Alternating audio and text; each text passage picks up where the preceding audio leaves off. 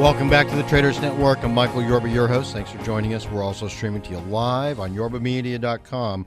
All right, I have got a new guest on the show today. Ladies and gentlemen, these people are way ahead of the curve on what they do. They are in an industry that is multi-billion-dollar in facets. This is Tom Kidrin, President, CEO, Worlds, Inc. Tom, welcome to the show. Thank you for showing up. Thank you, Michael. Pleasure. All right, mine too. Now, I know that you have several patents, and you're just going to dominate your industry sector. So enough of the suspension build. Give our audience a little background on you and what your company does and with these patents, what sector you're in, and then we'll walk down the path of what's going to happen in the future with you. Certainly. Worlds.com, or Worlds Incorporated, and the symbol is WDDD, has been a pioneer and leader in the 3D virtual world market starting back in 1994. The company created the first 3D virtual worlds with Steven Spielberg for Starbright Foundation for Children in Hospital, and has worked with strategic partners such as IBM, Visa, New York Yankees, Aerosmith, David Bowie, and other well-known international brands, including the first launch of a 3D world in China with Coca-Cola. The company creates social network 3D virtual worlds, and as such filed for patent applications in November of 1995, and has been issued from that date forward 8 patents. The patents cover the methods by which people interact in what is now referred to as MMOGs, or massive multi-user online games. That industry is a $16 billion industry with multiple thousands and hundreds of thousands of players each month. Just yesterday, Forbes announced that Activision released the Call of Duty, the newest version, and it generated $1 billion in sale in the one day. So it is the largest entertainment media sector currently out there, and Worlds patents cover that marketplace across the board, and Worlds happens to be in patent litigation against Activision Blizzard at this time, represented by a Texas law firm that is international, Sussman and Godfrey, LLP, who have successfully litigated against Activision, Microsoft, and Sony on other similar patents and have successfully won. So that is the principal business of the company currently. When those come through on your side of the fence, that's going to really put you in a dominating spot in the $16 billion market, which to me is embryonic at this stage. There's a lot of room to grow. Would you agree on that? Well, absolutely. If you look at statistics today, the growth of the online gaming industry is projected to grow in excess of 23 million to 25 million over the next few years. Our patents extend into that period of time. It's the new entertainment medium in which people are spending more, or getting more, let's say, for the dollar they spend. So if these new games are $60 or $70, they receive many, many hours versus a movie for a 2-hour experience or an album that's played repetitively, but not the same as the experience of a video game. And as I said earlier, the method by which WDDD is able to maintain, through these technologies, massive groups of people playing against each other around the world is the core of what the 8 patents cover. Talk to me about the social communities, the virtual worlds. Well, what the company has done is spun off its operating company into a separate public company called Worlds Online. You can visit the site, worldsonline.com, and the social interaction in a virtual 3D social network where people can watch videos, assume an avatar, play with each other, dance with each other, play games, transact with each other with virtual clothing is, in my opinion, the next level. We've seen this, obviously, in the games. It's been quite successful. We've seen it with Zanga. We've seen it with Farmville. These are smaller iterations of these virtual worlds. So what we are now doing as the next level is to integrate or have a confluence of social media, entertainment, and interactive TV. As more people watch TV with their second device, tablets, and smartphones while watching the TV, these interstitial relationship between what's on screen, which is also what is online, allows the user to become part of the program. We're starting to see that now with the programs such as The Voice and The X Factor and American Idol, where people are participating in the voting.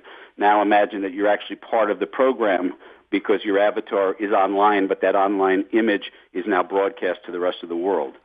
So this is the area that we are directing The audience, too, which we see is the confluence of social media and interactive TV, as I said. And the big play is advertising and using this as a new advertising paradigm, which is interstitial to the entertainment content, which rewards the user for engaging with the advertiser's brand in an entertaining way versus as something that is adjacent to their search or their text in an email as Google does. You are pioneers in a brand new frontier. I'm sure that there's the numbers that you stated are very conservative. I would venture to say this is going to be over $1 trillion. But let's get into the money part for just a second here. And by the way, WORX is World Online, right? Correct. That's 7 right. cents a share, ladies and gentlemen. Wait 1 second. WDDD is world.com, 16 cents a share. Or actually, excuse me, 17. I'm looking at it on the screen.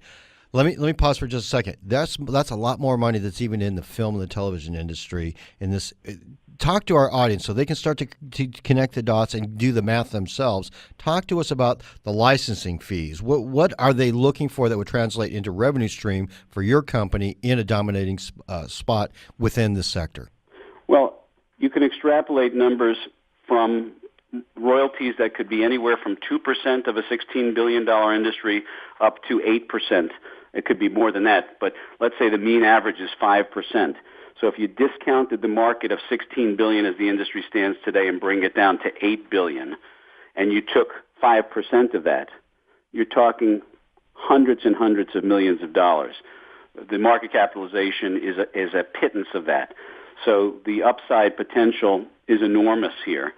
And we believe, as does Sussman and Godfrey, who are representing us, that this will ultimately be a successful litigation, and that goes across the board for others that are in this space. And as I said, there are many people in the online space, and as you alluded to before, it is growing quite rapidly at this point. It is, and you know, I can see that this is actually going to overtake what's really normally known now as broadcast, because now that you can, when I had our television show, when we added the interactive part of it, it was exploded. So you're taking that to a whole new higher level of not only just the technology and bringing in the audience with this, but also allowing advertisers to participate with you, because then you had mentioned something about being able to pick out different outfits in, let's say that you've got I think you brought up Dick Clark, right?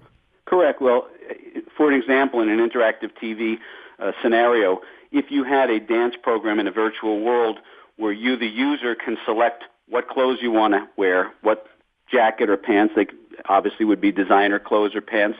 You pay for virtual goods, which is another growing multi-billion-dollar industry right now. Nominal amounts, 25 cents, 50 cents.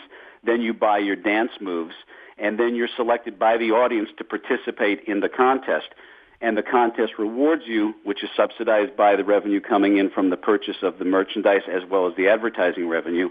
So now you can tell your friends, tune into this channel, see me online, and vote for me.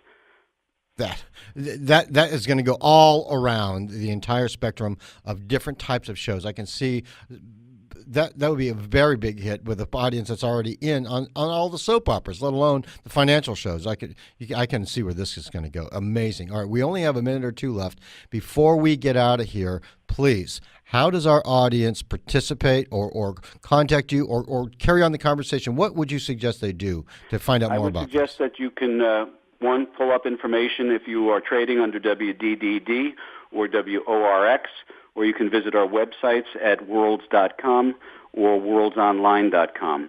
You can have the experience, and you can send me an email personally at THOM at worlds.com, and I'm happy to respond to you and take the time to go through what we've discussed on a summary basis during this conversation.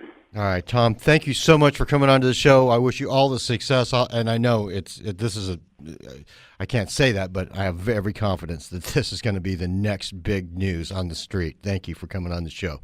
Thank you very much, Michael, as well. My pleasure, and I want to give special thanks out to MUNC, Monk Media, and 1-800-PublicRelations.com for their PR support on the show. Thanks so much. We'll be right back on the other side of this segment with Nick Santiago, President and CEO of In the Money Stocks. We'll be right back.